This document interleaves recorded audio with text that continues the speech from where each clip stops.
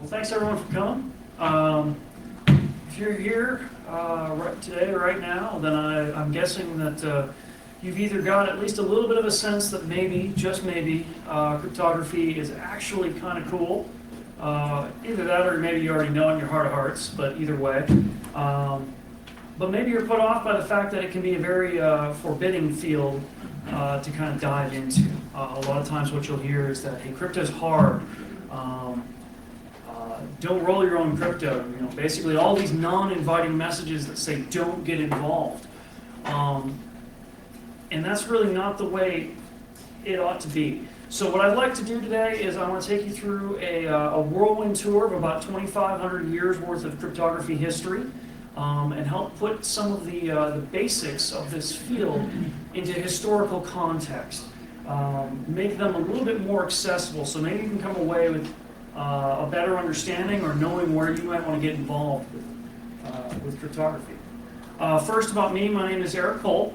I am a senior security analyst. I used to be the information security manager for my company, but I'm working remote because, see there, I'm kind of in Knoxville, I'm kind of in Louisville, I'm trying to sell a house, and I've got, you know, more rent and mortgage payments than I know what to do with right now. So I first encountered crypto when I was working as a developer and I was implementing it, which should be terrifying because I had no idea what I was doing. And since I moved into security, I had the opportunity to start working with it in a broader sense and really diving deeper into what was involved. And that became more of a choice than a career necessity. And I'm also a little bit of a history buff, which meshes with this surprisingly well. So let's start at the beginning, right? So you've come to talk about crypto, so you've obviously got some idea of what crypto is. But the essence of it is that you've got some information that you want to keep confidential, and you want to make sure that no one tampers with it. You've put value on that information, and you need to get it to, you need to do something with it. You need to give it to someone in a way that's unchanged and private by anybody else. So you need the troops to march east and not west. You need that assassination attempt to occur at exactly 3 in the morning, not 4. I need to buy the Borgias on Blu-ray and not 50 Shades of Grey. So one way or another, whatever you call it, it's a secret, right? And it needs to be a useful secret. And crypto is how we do that. So before we proceed, I want to introduce you to Alice and Bob. Now, people teaching anything about crypto will routinely use Alice and Bob as a model for demonstrating these primitives. Alice needs to send a message to Bob, and they need to keep Eve from eavesdropping. And, you know, this can be a very informative way of demonstrating crypto principles, but it kind of sucks. It's very boring, it's very dry, and it's really out of touch with what's going on in the real world scenarios that are actually in play here. To make the origins of crypto come to life, we need to focus on where crypto intersects with stories. What is the story? What do they do to protect that information? What did they invent? And how did that impact the outcome of their situation? You can leverage that relationship to give you a cleaner understanding of these fundamentals. So our story begins here in Greece in the 4th century BC. Darius I, who was also called Darius the Great, but if you're familiar with civilization, that would be this guy. Not a bad faction, actually. He was emperor of Persia. And he was actually really upset with the Greeks because the Greeks had this habit of meddling in all the Persian affairs along the Ionic coast. It's the pretty much western coast that you see there facing Europe. So in 492 BC, Darius launched an invasion of Greece. Now at first, rough seas turned him back, and so he tried diplomacy to get through to the Greeks just how upset he was. And that ended predictably. So he tried his invasion approach a second time. This time it was much more successful. So right from the get-go, he sacked the city-state of Eritrea. You can see it there. That's the top yellow pin there. And so, wanting to continue on that success, he was going for Athens next. Athens is inland, so he needed to land at the city. He needed to land somewhere to actually march to Athens to attack it. So he landed at Marathon. And that's where the Greeks engaged them. Now, the Greeks had fewer soldiers. They were caught by surprise, despite the fact that they, just went and executed the Persian ambassador who came through town. But they did fight with superior tactics. So they were able to succeed in driving off the Persians and turning back the invasion. Now, from this Marathon, you might gather, this is where we get the legend of Pheidippides, who was that herald who, rather mythologically, ran all the way from Marathon, all the way back to Athens to deliver news of that victory, and only to collapse and die as soon as he got there. Just interesting side note in the way of stories. Now, despite the fact that he was defeated at Marathon, Darius' campaign in the Aegean was actually extremely successful. He had not only sacked Eritrea, they got a lot of spoils, and they gained a lot of territory in Greece. So he intended to return and finish the job, but he actually died of old age before he could get around to it. So it fell to his son, Xerxes I, to finish his conquest of Greece. All right, the Greeks were warned that Xerxes was going to be coming, right? Now, Sparta has a rather unique form of government. They actually had two kings. Demaratus was one of them. He had been deposed and exiled by one of his rivals. So what he did is, this is prior to the first invasion, he fled to Persia, and he joined the court of Darius and became an ally to both Darius and to Xerxes. So we don't know whether it was to warn his countrymen or whether it was to gloat over, ha ha ha, look what's coming to get you guys. But what he did is he took folding wax tablets, basically, so you could just kind of close it. It's like an ancient iPad, you could think of it that way. Mm-hmm. He scraped all the wax off of it, because that's how they would, use, that's what they would do for disposable writing substances. Scraped all the wax on it, and then he carved his message into the wood that was the backing for it. Then he had the wax melted and poured back on, so it looked like it was brand spanking new. And then he sent this tablet over to Sparta, just completely blank. Now, Leonidas, his wife Gorgo, was the first one to realize that there was something more to this gift than met the eye. So she had her countrymen scrape all that wax off, and lo and behold, hey, here's this message that says you're about to have a Persian horde descend on your country. Now, because of this warning, the Spartans were able to muster a small defense force. King Leonidas himself led a contingent of, rather famously, 300 Spartan hoplites, and less famously about 4,000 other Greek forces. They weren't alone in that, despite what the movies will tell you, against the much larger Persian army. So they engaged the Persians at a choke point in Thermopylae, up here. Now, Xerxes' army prevailed after 7 days of fighting, but it was a Pyrrhic victory.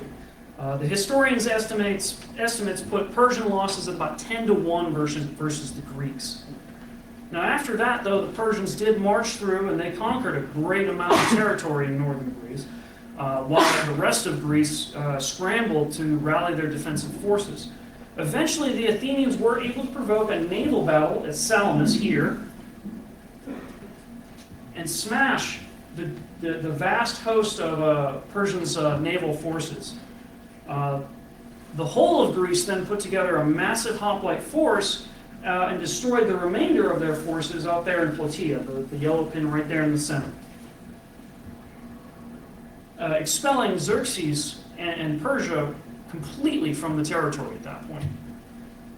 So this is a great example, a great early example of steganography, or hidden messages, which is really the first family of classic crypto.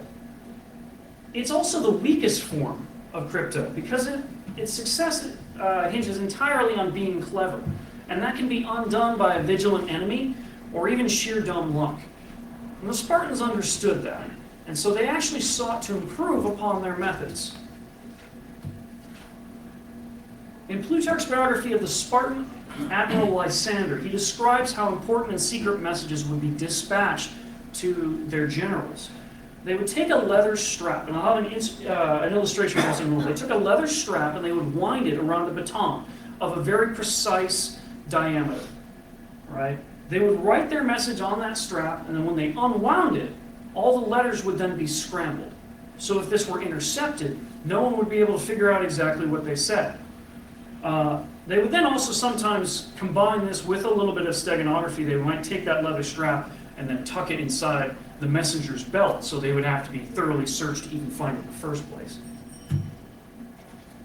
So what they would do is, if this were the ribbon, let's pretend that doesn't break and it actually bends. Sorry, this is PowerPoint. I can only do so much. They would wind it around the scitale, the baton, like this. All right. Now you see how the letters here are going to line up to spell our message. Send more hoplites to Megara. Megara is another city-state in Greece. So notice how, okay, every fourth character here is going to line up on that top right. I'm really good with PowerPoint. Now the innovation we see here is that this is a big shift from hiding messages to obfuscating the content of the message. The scitale is really a simple machine. I mean, it's a really simple machine. It's just a baton. And anyone who knows this technique can, once you've seen this in action, you can figure it out if you then intercepted the message. All you really need to do at that point is figure out, well, how thick was the baton? You can experiment with that and get it, figure that out without knowing the precise diameter in advance. So because of these weaknesses, it really never did catch on outside of Sparta. But honestly, this was the best we had for several hundred years. Right up until we meet this guy, Gaius Julius Caesar. Now, many people may not realize that this Caesar was never actually emperor. And in 58 BC, he was actually proconsul, which is a provincial governor. In order to curry political favor and to fill his coffers with gold, because at this point he's really, really deep in debt, he decided he would go to the Senate and say, hey, would you guys let me declare war on Gaul? They've attacked us a few times. We clearly don't like that, so let me go to war with these guys. It'll be great for me because the people will love me, and I'm going to get a bunch of money out of this. And in fact, it was a total victory for Caesar. After 8 years of campaigns in Gaul, Rome would eventually annex the entire territory, and this paved the way for Caesar to become the sole ruler, but not yet emperor of Rome. Now, despite all that success, he didn't win every battle. One of these defeats was in 53 BC near Tongres, which is in modern-day Belgium. A legion of the Roman army was bunkered down for winter, and food was scarce for both Roman and for the Gauls, the Gaelic. Under the command of Ambiorix, I'm sorry, some of these names are tricky and I just trip right over them. Under the command of Ambiorix, a Gaelic tribe attacked the Romans over a grain shipment. When they withdrew, Ambiorix came out and said, hey guys, whoa, sorry, things are really tense, food is scarce, but you guys really should be worried right now because there's this huge force of German troops that is coming to reinforce us, and you really, guys, you need to get out of here. And the Romans believed this. So the following morning, they were in a mad rush to break camp when what happens, but the Gauls come in and ambush them, massacre them. So riding high on this victory, they decide, hey, we're on a roll, let's keep it going. So they then go and surround the nearby camp of Quintus Tullius Cicero, who was actually the brother to the orator, if you've ever heard the name Cicero before. This was his little brother. Now Cicero got a message out to Caesar, a message that really didn't require any encryption. Help me, right? Now Caesar got that message, so he raised 2 whole legions to come help. Now he needs to get a message back to Cicero to say, hold tight, we're on the way, don't do anything stupid. Because he's surrounded, remember? He's, got all these warriors sitting around outside his camp, and he's itching going, should we, attack? Go out in a blaze of glory? So Caesar bribes a Gaul to ride ahead with a message. But he needs to be careful because he doesn't want it to be intercepted. He doesn't want Ambiorix to know what's going on. So what he does is he decides to write the message in Greek characters. It's in his own language, but it's written with Greek characters. Now, the rider was instructed to throw the message into camp by spear if he couldn't get close enough to deliver it by hand. And that's exactly what he ended up doing. So he ties it around the spear, and he chucks it into camp, and it gets stuck. And no one notices it for 2 days.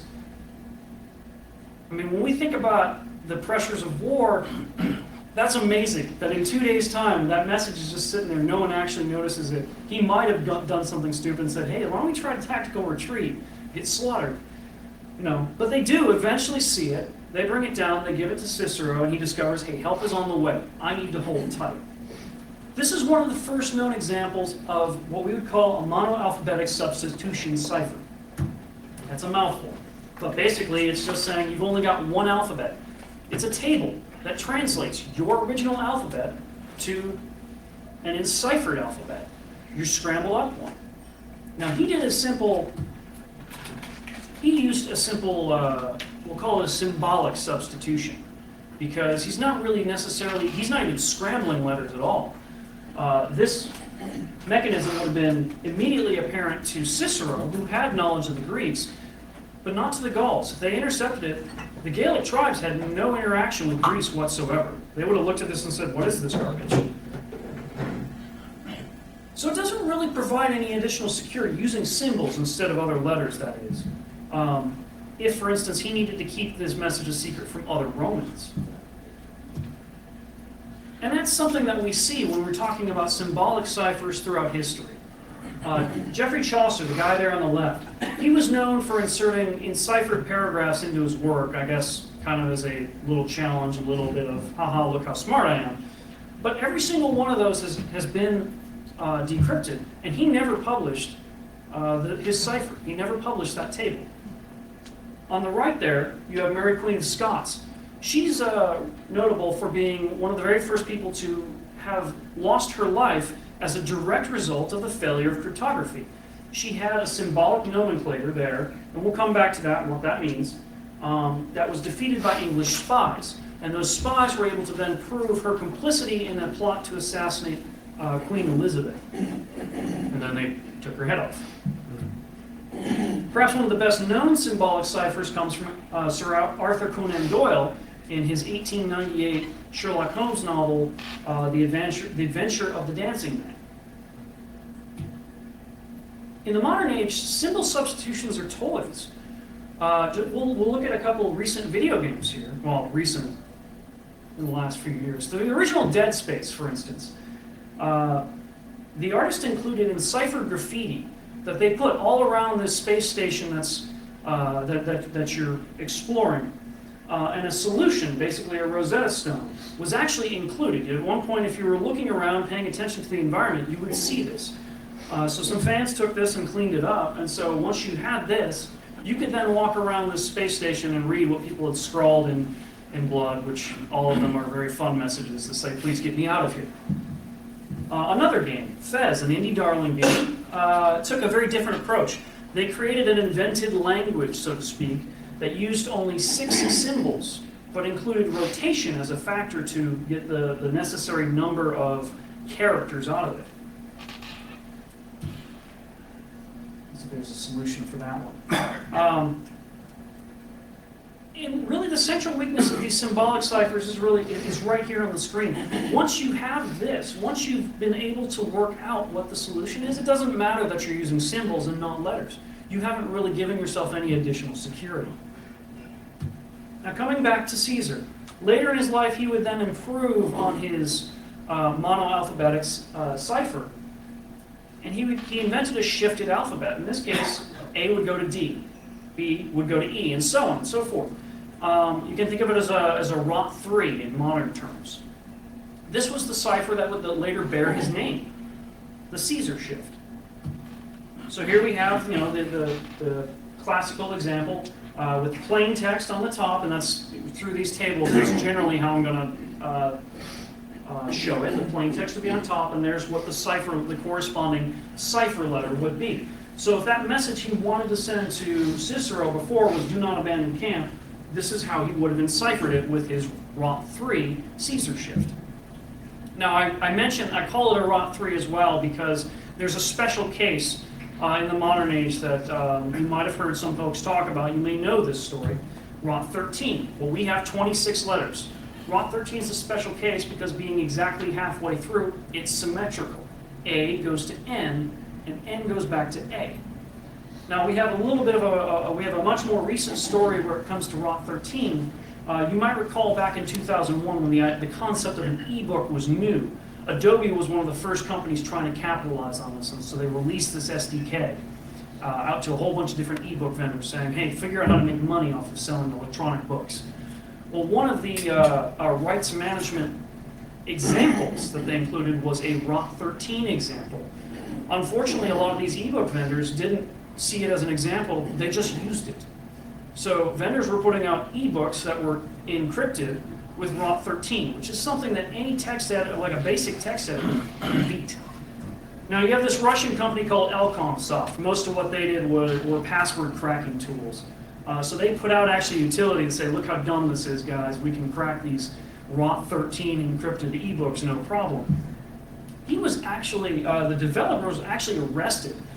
So he's from Russia, so at one point he flew in like for DEF CON or Black Hat or something. He was actually arrested and he was arraigned under the DMCA.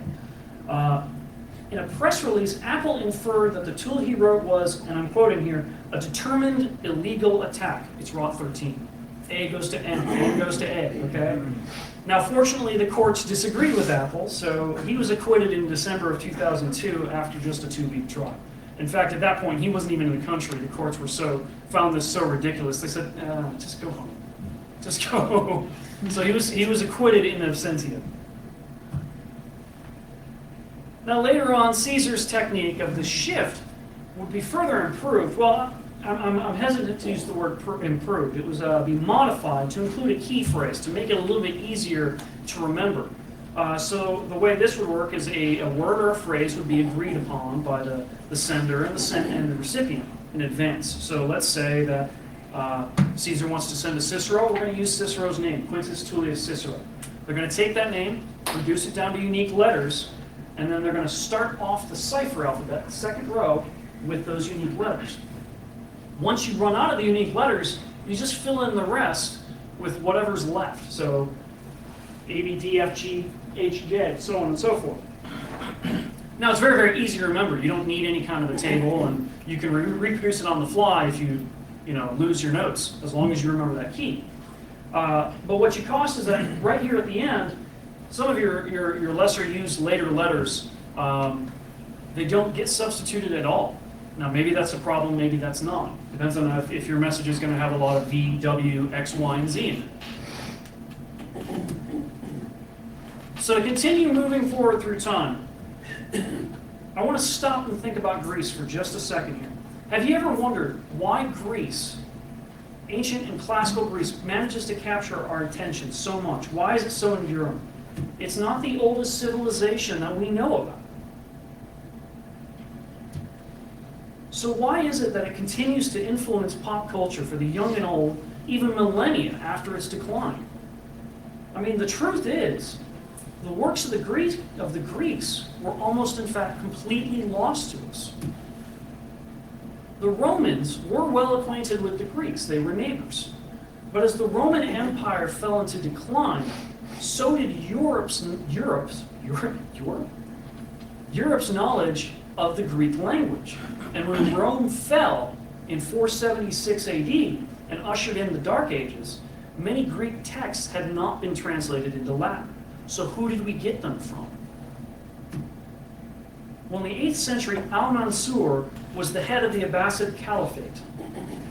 He founded the city of Baghdad near the conquered city of Ctesiphon in modern-day Iraq, after all the great conquests of Islam in that period subsided. He founded a library. Oh, sorry. There's the Abbasid Empire. He founded a library there called Bait al-Hikmah, or the House of Wisdom. And this began what we know of now as the Islamic Golden Age. Literature, philosophy, math, science, these are the things that poured out of the Islamic world and made an incredible and lasting impact on the world. Bait al-Hikmah was central to that activity. So here is where scholars would bring all the books they could find, sometimes at huge premiums, at huge cost. They would bring it here and translate it to Arabic. Now this love of knowledge became infectious and lasted for centuries. 200 years later, in the 10th century, Al-Hakam, the leader of Muslim Spain, he founded libraries throughout all of Muslim Spain and brought those Arabic books there. Under his leadership, the city of Toledo, which is pretty much right in the center of the green section there, emerged as an important intellectual center. Mathematics and engineering were taught to some of the same people who then went on to build Europe's great Christian cathedrals. That's where they learned about Euler. That's where they learned about that kind of architecture. By the 12th century, Raymond, the Archbishop of Toledo, he founded his own school of translators, this time to start translating Arabic books back into Latin. So for the first time in 7 centuries, Europe could now peer into the minds of a civilization that it had not encountered. But knowledge of this history isn't the only thing that the Islamic Golden Age gave to crypto. One of the important concentrations at Bait al-Hikmah was the Hadith. Now, most people know that the Quran is the primary holy text of Islam. Muslims believe it to be Allah's revelation to the Prophet Muhammad. And its name literally means the recitation. The Hadith, however, are a secondary collection of Muhammad's teachings and his sayings. They're oral tradition. So they're not held as directly divine, but they're very important to Islamic jurisprudence. So when you hear about muftis issuing fatwas, even today, these are formal theological interpretations that come from the Quran, yes, but also the Hadith that whichever sect this person speaks for maintains. Since it was oral tradition, it was important to study the use of language. How did Muhammad say certain things at different points in his life? They needed that information to be able to say, he said that in this year. So they could say, yes, he taught that, and then 5 years later he reversed it. Right? So what they did is they studied the frequency of certain words in Muhammad's life, and they didn't stop there. They then went on to study this, how frequently did certain letters appear in those words. It kind of became one of the very first big data projects. So let me ask you a quick question. What are the most common letters in the English language? E, A, E, T, H. You got it back there, right? Wheel of Fortune has definitely taught us that R, S, T, L, and E is in there. Now those are all in there. I heard some other ones that are absolutely correct. If you were playing Wheel of Fortune, what should in the final round, what should your 4 letters be? Anyone? Well, I would go with H, D, C, and A. So here you got on the right, we have a frequency chart. You might not be able to see this down here, but you can take my word for it. H, D, C, and A. So I'll introduce you to Al-Kindi, who he was a philosopher and a polymath who was a prominent figure at that Bait al-Hikmah. So in addition to being a translator of Greek text into Arabic, he also had a reputation for promoting Greek philosophy and adapting that into the Muslim world. But he was also known as the father of cryptanalysis. He outlined a technique that leveraged this broad understanding they were developing of letter frequency into a technique that would defeat a substitution cipher. So let's try it. All right.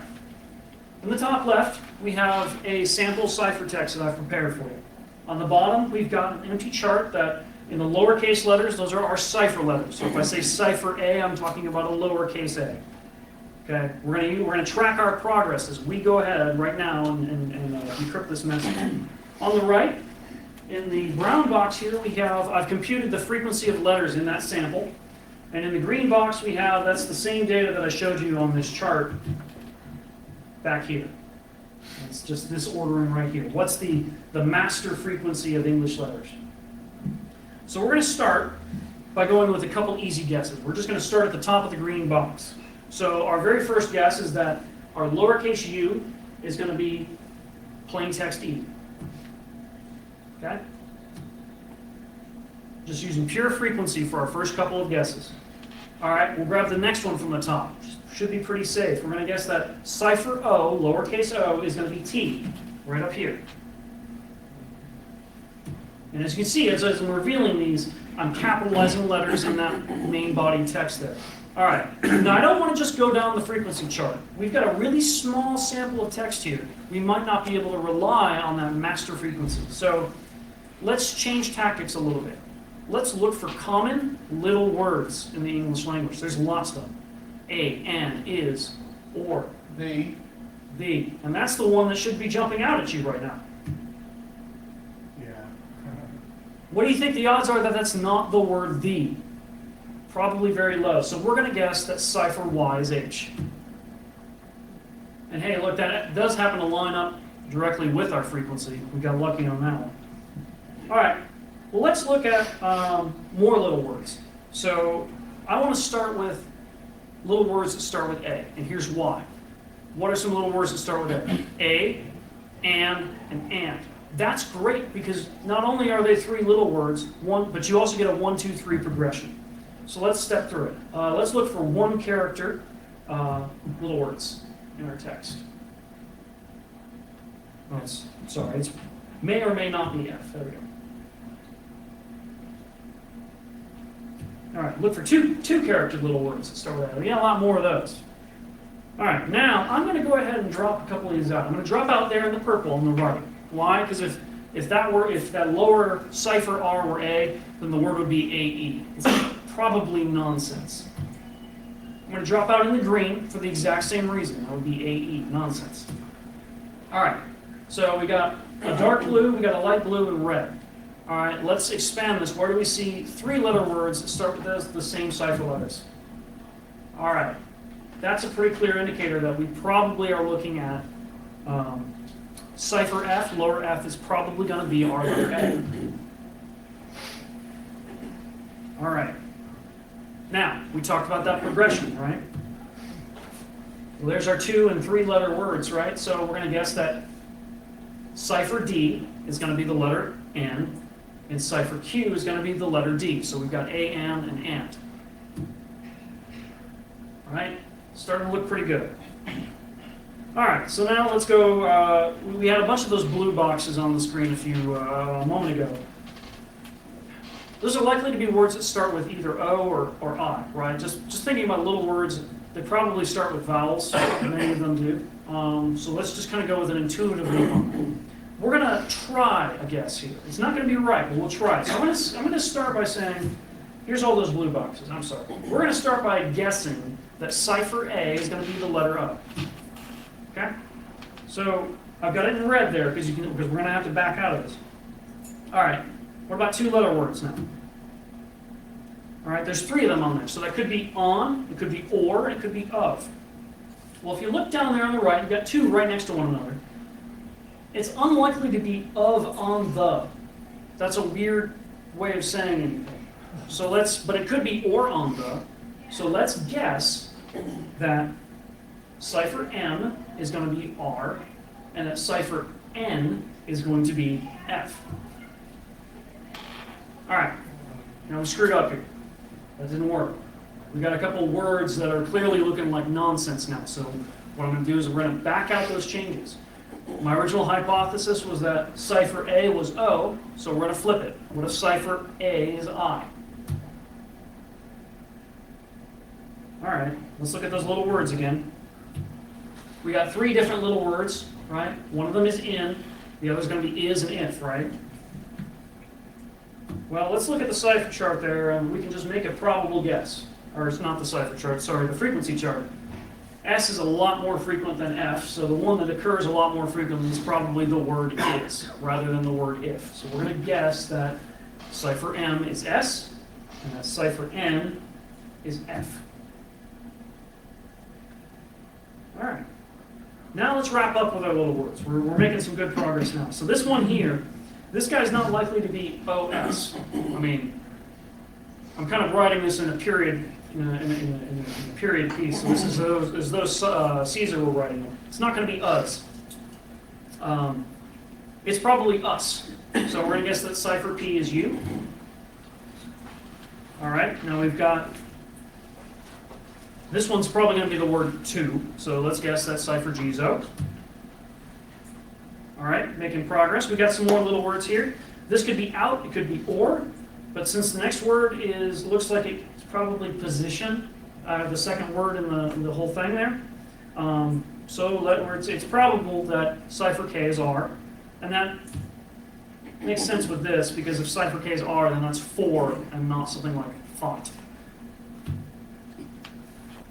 All right, at this point we've got a good body of the thing translated.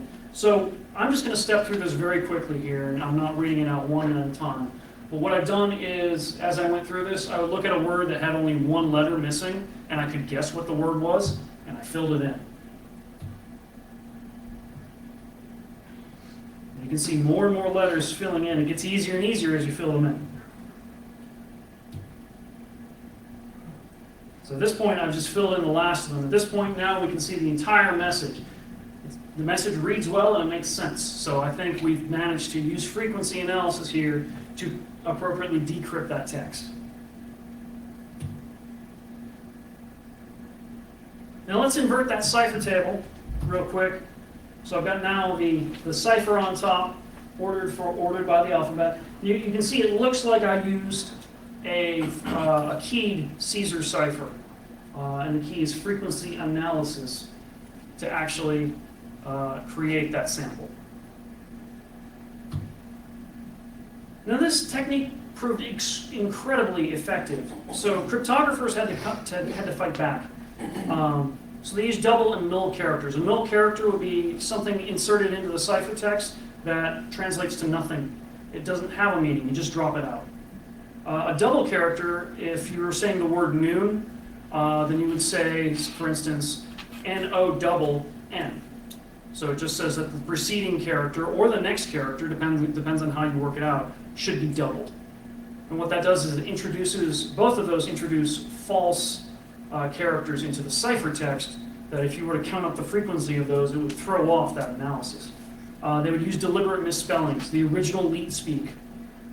They would use codes, so instead of doing a cipher at all, they would just say, well, this word is this number, this word is this number, and you build up a code book. Well, the problem is that if you ever lose that code book to the enemy, your code is shot. There's no security to it anymore. And your vocabulary is limited by what you agreed to put into it in the first place. And nomenclatures, which were a blend. I mentioned one earlier. It would be a cipher where you had those little words would in fact be replaced with their own symbol. So instead of using that word the that was so easy, it jumped out us right away, you would have a symbol for the word the. It really makes things more challenging. Interestingly enough, code books are still in use today. They are. We'll come back to that too. And this was the state of affairs in cryptography for a while, and it's a pretty grim picture. Grim picture. All right. Yeah. So throughout Europe at this point, the monarchs are now getting in the habit of hiring their own cryptographers to protect their messages and to defeat the ciphers of their rivals, whether for strategic gain or just to embarrass them. Encrypted messages become increasingly important in diplomacy, and so therefore so does cryptanalysis. So it's the original red team, blue team in information security. Finally, in the 15th century, we get a new idea. Leon Battista Alberti, a Florentine polymath, lit onto a new idea. He published an essay saying, what if you use more than one alphabet? Uh-oh. Yeah. So in this one, what you would do is you would alternate between them. The first letter you would decipher using C1, or your first alphabet, and then your second letter with the second, and so on and so forth, back and forth. This introduced some new features into ciphertext that made things more challenging. First, what it did is double letters now are very misleading. If you look at the ciphertext there, you can see that we've got a double G towards the end. It might be a little bit hard. It's harder to see on the screen than I figured it would, but there's a double G in here in the ciphertext. You might think that that corresponds to a double letter in the plain text, but it doesn't. Conversely, if you look at the words noon and meat, those both have double letters, which don't result in double letters in ciphertext. Also, little words now have multiple forms. The word at appears twice and has two different forms. The first time it's LV, the second time it's EI. By the way, Trevi Fountain was also a project of Alberti's. This is an important innovation. It's a polyalphabetic cipher using more than one alphabet. And as important as it is, it wasn't until the 16th century that Blaise de Vigenère built on Alberti's ideas and made a powerful new encryption system with them. In the Vigenère cipher, the frequency of characters in the ciphertext is not at all correlated to the frequency of characters in the plain text. So if you consider a table showing all 26 iterations of a Caesar shift, there's nothing secret about this table, by the way. It's just a tool. If you were to intercept this, you'd learn nothing. So Vigenère would use a letter and a key phrase and a letter in the plain text to determine what the ciphertext is. So let's look at a trivial example there. Secret key is cat. The secret, the phrase we want to encrypt is dog. So first we're going to look in the D column for the C column for the D row. Now we're going to look in the O column for the A row. Now we're going to look in the G column for the T row. And the ciphertext is GBA. So if you were to imagine that the Vatican used this after it was published to send a message about Pope Gregory's death using his predecessor Urban's name as the key, we would set it up like this. Now, since the key only has 5 letters, you can reduce that Vigenère square to just these 5 rows. And encrypt. All right. This is a 5-alphabet cipher, which is much more difficult than, obviously, a single, but it's still crackable. So if they were to instead announce the new pope using a longer version of Gregory's name as the key, I will skip too far. We have 9 unique alphabets in a sequence of 14, in a looping sequence of 14. So this is much more difficult. Now, all you had was this one plain text. It's pretty much impossible to crack. So as much of a game changer as this was, it failed to start an overnight revolution because another type of cipher was capturing people's attention. A homophonic cipher is one where syllables are encoded instead of letters. So Louis XIV used this. He called it the Great Cipher, and honestly, they thought it was so strong they believed it was truly uncrackable. And to their credit, it lasted about 250 years before someone defeated it. The problem was, it was ultimately a code. So once someone caught on that they weren't using letters, that they were using syllables, it quickly went downhill from there. Cryptanalysts jumped on top of that, tore it to pieces after that, long after they'd stopped using it. So we're going to keep rolling forward. We're going to look ahead now to August Kirchhoff, who was a 19th century professor of languages in France. So in 1883, he published a series of essays called La Cryptographie militaire. And he proved himself to be a great student of cryptography. His essays were some of the most important works since Alberti's. He understood the distinction between wartime crypto, which was a momentary exchange between two persons, and diplomatic crypto, which really needed to have security that was untimed. So he outlined 6 principles, and I would read through it, but I'm cutting it close on time, so I'm going to highlight here just the second one. That the design of a system, like the algorithm, should not require secrecy. That the compromise of the system should not inconvenience the correspondence. So what he's saying is that your algorithm shouldn't be secret. It should have a key. If you lose that key, you just change it. If the security of your system is reliant on the enemy not knowing that system exists or how it works, you're going to lose. So this became important mere decades later. The Archduke Franz Ferdinand, the stylish-looking guy on the left, was assassinated in Sarajevo. Mounting political tensions erupted like a powder keg, and the nations of Europe coalesced into the Central Power and Allied powers in World War I. They squared off on 2 key fronts. It was an interesting time because the great powers of the world brought the full force of their creativity and industry into painting the world with a new vision of hell. So despite the fact that forces were literally entrenched and advances were bloody, battlefield communications were extremely important. They could save lives. Imagine trying to decipher a message under these conditions, under fire, shelling from the enemy. So Kirchhoff was spot on when he said one of the other 6 principles was that field ciphers should be easy to use. So for that reason, World War I is a study in transposition ciphers. We'll go into a couple. Here's one that the Germans used extensively in World War I. first a key would be issued. And it would normally be a longer key, but we're going through example.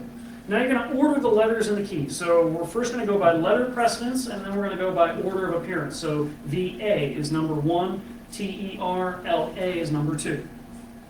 All right, now we make a grid below, and we're going to fill in the plain text of the message. Third division, stop. Attack at daybreak, stop. Gas to proceed. Right? We write it in left to right, top to bottom. And then the ciphertext is a reading of the columns according to that order sequence. So column 1 is HIKAR, column 2 is ITYSE, and so on. Now this isn't terribly strong, so the Germans built on it. They did 2 rounds of it. So for the second round, we're just going to write in the output from that first round, left to right, top to bottom. So we had HIKAR, so on and so forth. All right. Now the Germans would add a number of null characters at the bottom, equal to the number of words in the key phrase. So it's just one here. I guess it's really kind of a checksum when you read into it. It doesn't really add more security, per se. But now we're going to read out the columns in key order again. Sorry. And we show it here at the bottom in blocks of 5 for telegraphability. All right.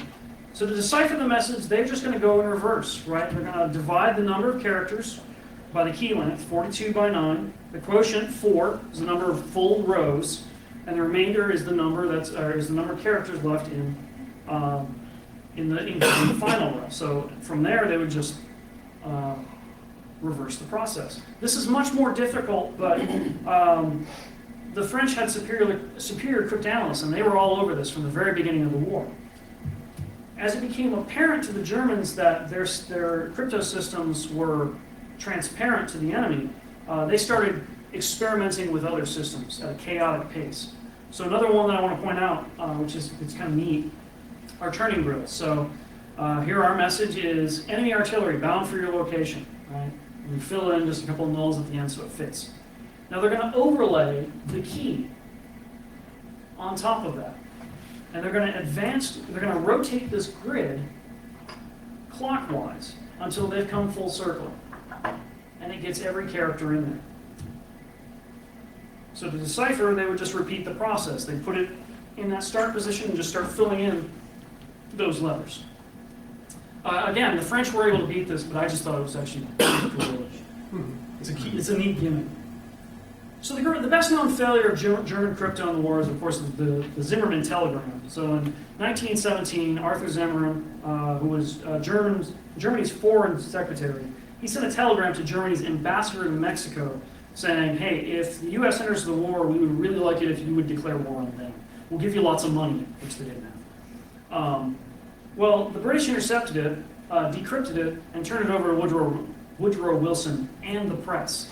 So when it hit that press, all of a sudden, the U.S. was much more in favor of entering the war, which made a pretty big impact. But by the fall of 1918, the Allied powers basically got beaten back. So you ended up with the Armistice of November 11, which led to the Treaty of Versailles. It led to the abdication of the Kaiser and the founding of the German Republic. So I'm going to fly through the remainder here. I apologize. I'm going to skip one time, Pat. I'm sorry. So I can get to Arthur Scherbius, who he founded a company in 1918 to take on a project that would improve German crypto. He built on an idea that came from an old friend of ours, Mr. Alberti.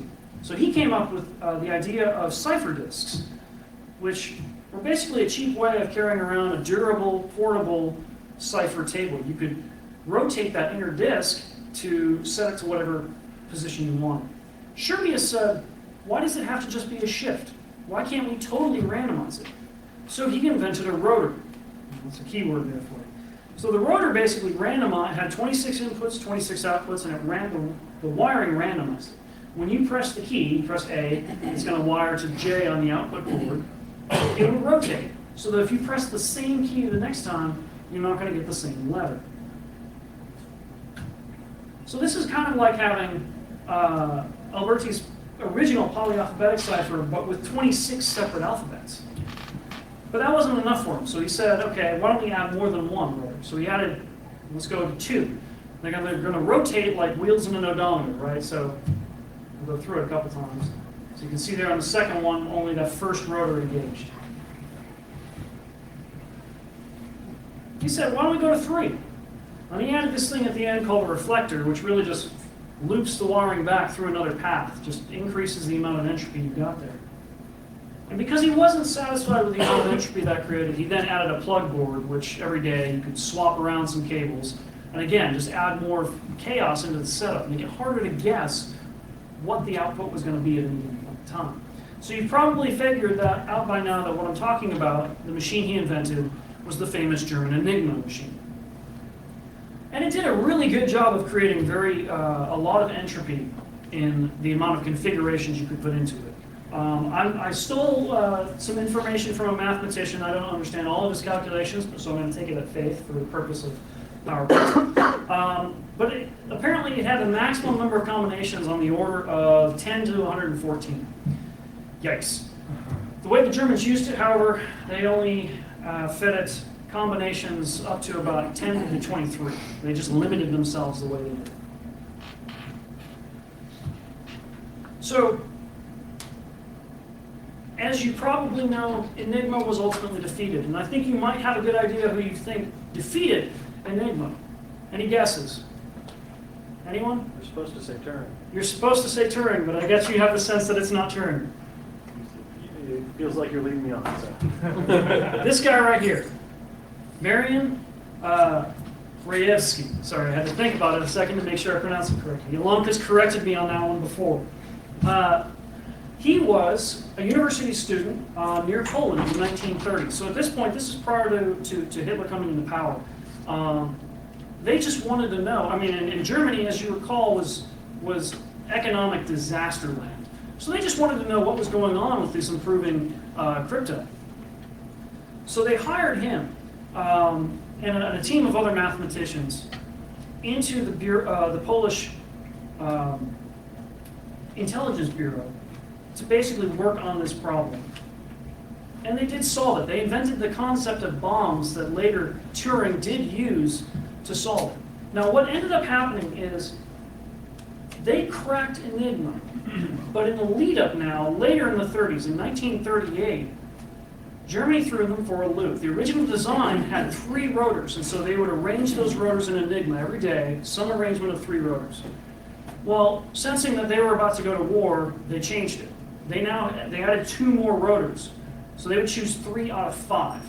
The amount of entropy that added to the system would have required more computational power than Poland could throw it. In fact, they said to rebuild the bombs to account for that, they would need to spend 15 times the entire Polish government budget on just intelligence, and they weren't able to do that.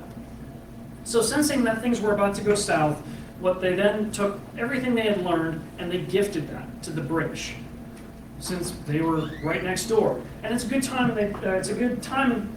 Their timing was good because it wasn't long after that Germany began the invasion of Poland. Now, of course, Turing had his own contributions to the process. Crib orders were a huge victory. And so he did a lot of work. He deserves all credit for being the guy who led the team who then decrypted, or who cracked Enigma with the 5-rotor configuration. Now, his story, all on its own, is worthy of all the time I could give it, which unfortunately is absolutely none. But fortunately, Hollywood has done that for me. So if you've not taken the opportunity to go see The Imitation Game from last year, was that last year? I guess so. Maybe it was earlier this year. It was this spring, in fact. I highly recommend it. There's a lot that they get right. Rejewski doesn't get even an honorable mention, unfortunately. It is a little bit English-centric, but that's okay. They do a fantastic job with the story. His contributions even go outside cryptography. So I had an extra chapter here, but I am absolutely out of time. So if you like, this stuff will be in the slides that get distributed. There's a lot of animations in here, so if you want to see just a couple really, really basic building blocks in modern crypto, check out the slides as they're distributed. Are there any questions?